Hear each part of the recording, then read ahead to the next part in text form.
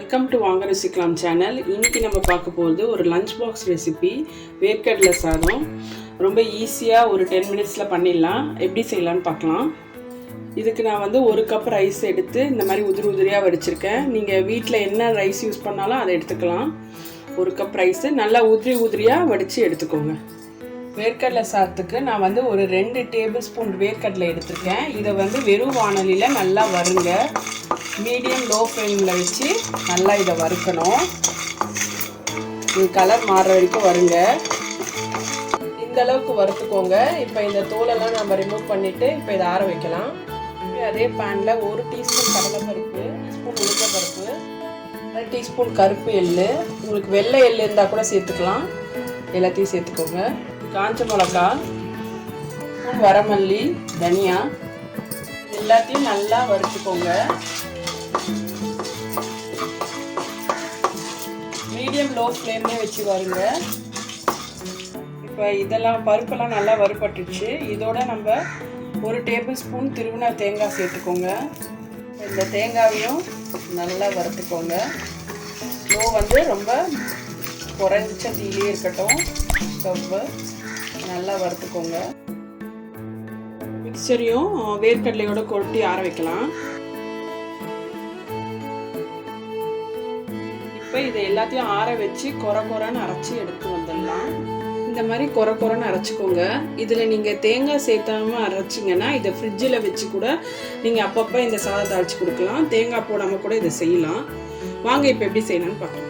நம்ம வேர்க்கடலை சாதம் தாளிச்சிக்கலாம். அதுக்கு ஒரு பேனில் நான் கடலை எண்ணெய் யூஸ் பண்ணியிருக்கேன். டேஸ்ட்டாக இருக்கும். ஏன்னா வேர்க்கடலை சாதம்னால நீங்கள் நல்லெண்ணெய் கூட சேர்த்துக்கலாம். டீஸ்பூன் கடுகு போட்டுக்கோங்க. பருப்பு ஒரு 1/2 டீஸ்பூன், ஒரு 1/2 டீஸ்பூன், காஞ்ச மிளகாய் 1, பெருங்காயத்தூள் 1 டீஸ்பூன் போட்டுக்கோங்க. வேர்க்கடலை ஒரு 1/2 டீஸ்பூன், ஒரு கொத்து கருவேப்பிலை ஒரு கொத்து போட்டு நல்லா அது ஃப்ரை ஆகட்டும். இப்போ நாங்கள் இந்த சாதத்தை சேர்த்துக்கலாம்.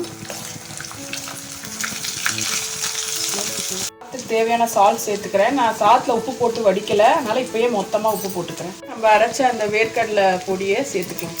இது ரைஸில் நல்லா மிக்ஸ் ஆகிற வரைக்கும் லோ ஃப்ளேமில் வச்சு கலருங்க. பாருங்கள், நான் நல்லா மிக்ஸ் பண்ணிக்கிட்டேன்.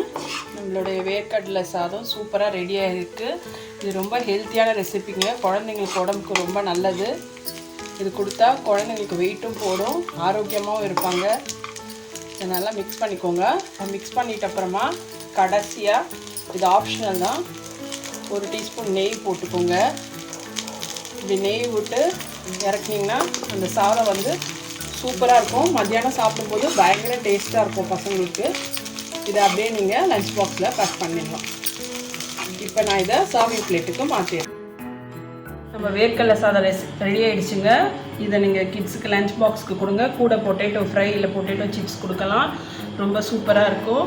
இந்த டிஷ் பிடிச்சா லைக் கொடுங்க, கமெண்ட் பண்ணுங்கள், உங்கள் ஃப்ரெண்ட்ஸோட ஷேர் பண்ணுங்கள். இது வரைக்கும் நம்ம சேனலை சப்ஸ்கிரைப் பண்ணாதவங்களாம் இப்போ சப்ஸ்கிரைப் பண்ணுங்கள். மீண்டும் அடுத்த டிஷ்ஷில் சந்திப்போம். தேங்க்யூ. ஹலோ மக்களே, வெல்கம் பேக். நீங்கள் இது வரைக்கும் எங்கள் வீடியோஸ்க்கு கொடுத்த சப்போர்ட்டுக்கு ரொம்ப தேங்க்ஸ். மேலும் இதே சப்போர்ட்டை கண்டினியூஸாக கொடுக்கணும்னு கேட்டுக்கிறோம். நீங்கள் வீடியோஸ் எல்லாம் ஸ்கிப் பண்ணாமல் தவறாமல் வாட்ச் பண்ணுங்கள்.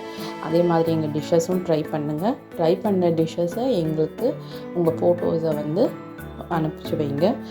அனுப்ப வேண்டியது வந்து இமெயிலில் நீங்கள் அனுப்பலாம். VaanGa@gmail.com அந்த இமெயில் ஐடிக்கு நீங்கள் அனுப்பிச்சு வைங்க. உங்களோட பிக்சர்ஸை நாங்கள் வந்து கம்யூனிட்டி டேப்பில் உங்கள் நேமை மென்ஷன் பண்ணி நாங்கள் போஸ்ட் பண்ணுவோம்.